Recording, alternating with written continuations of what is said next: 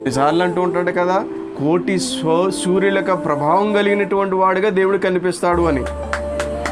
ఆ ఉదాహరణ నీకైనట్లయితే నీ పైన ప్రకాశిస్తున్నటువంటి సూర్యుని యొక్క ముఖాన్ని నువ్వు చూడలేవు.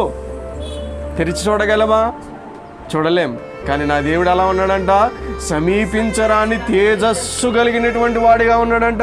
ఎవడో చేరలేనటువంటి ఆ యొక్క తేజస్సు కలిగినటువంటి వాడిగా ఉన్నాడు ఆయన. ఎలా ఉన్నాడమ్మా? ఒక వెలుగుగా ఉన్నాడు అని మనం ఇక్కడ గ్రహించాలి. ఎలా ఉన్నాడు ఆయన?